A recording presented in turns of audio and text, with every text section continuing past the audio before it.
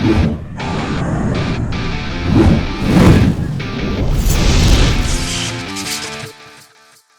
what's up guys? You got pokeaim here with another Pokemon Sword and Shield moveset video guide on how to use Dubwool.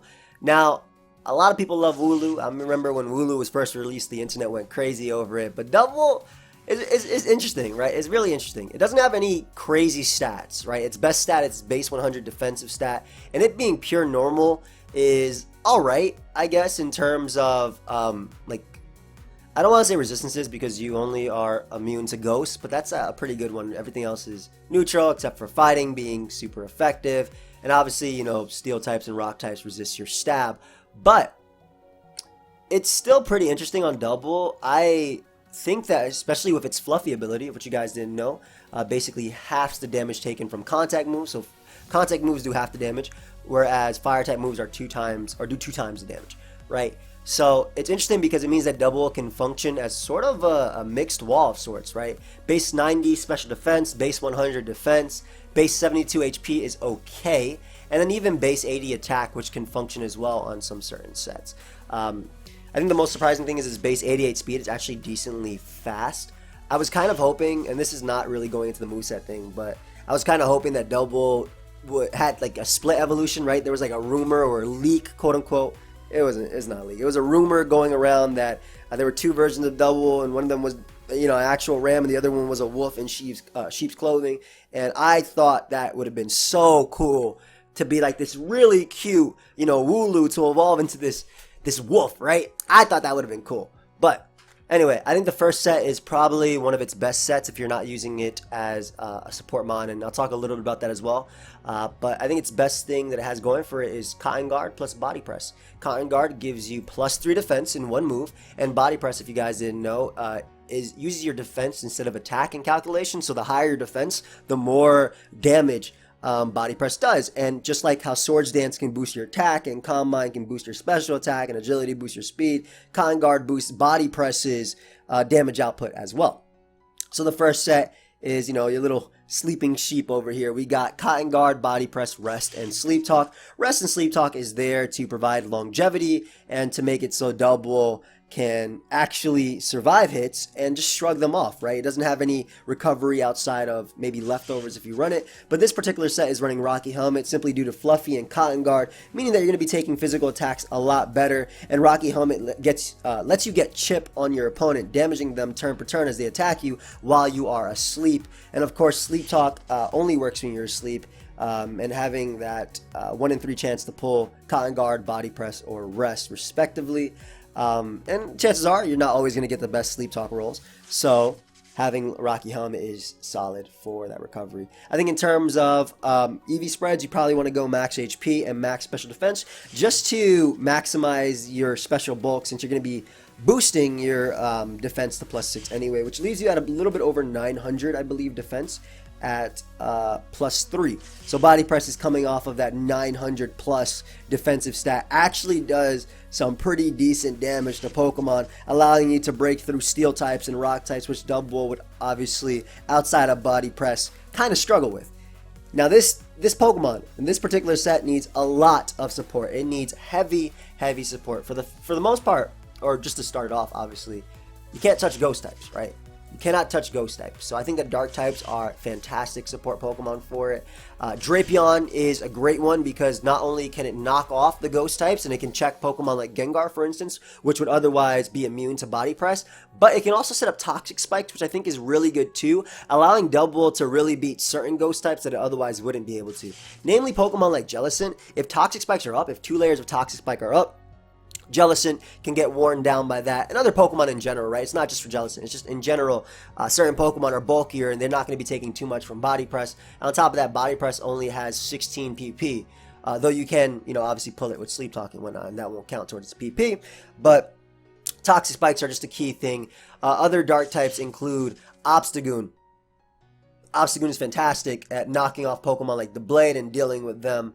And I think that ghost types are also really good partners too, specifically offensive ghost types. I love Gengar for its ability to beat all the defensive ghost types, right? Like it breaks through the Blade. Obviously, you have to worry about Shadow Sneak, but breaking through Jellicent and Corsola as well, and Corsola.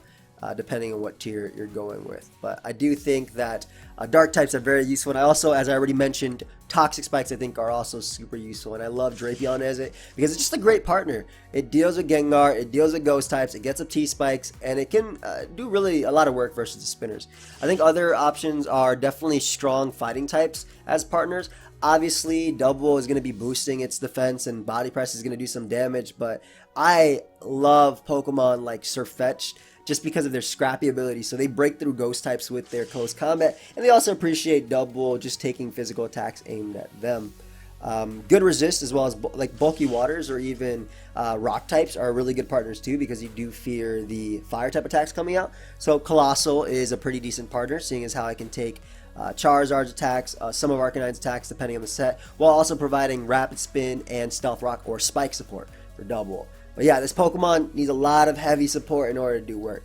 The next set we have is kind of like a mixed attacker set, I would say. Not really mixed, but it's using Cotton Guard plus Body Press, while also utilizing its stab, body slam, and even its coverage in Wild Charge. But the idea of this is still be like a sort of special wall, but also use Cotton Guard to still boost your defense and boost the body press's power. And this kind of gives like Dubwool the chance of sweeping or breaking through potentially steel and rock types, which a normal Swords Dance, which it does get Swords Dance, a normal Swords Dance set kind of struggles with, right? But Body Slam is your stab move, and then Wild Charge gives you coverage versus Pokemon like Mantine, Cramorant, Bulky Waters in general. Again, heavy Spike support, heavy Rock support, and even Defog or even Rapid Spin support can help too. Serena's a pretty cool one, I believe, Serena, just because of its ability to Rapid Spin and also just threaten with chip damage on moves like U-Turn and Trop Kick to lower the attack. When Serena gets knockoff again, it doesn't get it now. I believe it doesn't get it now, but when it gets knockoff again, can be cool to help with that. In terms of also support for the other Dubwool, Pokemon that can also be Clerics, right? And this one too.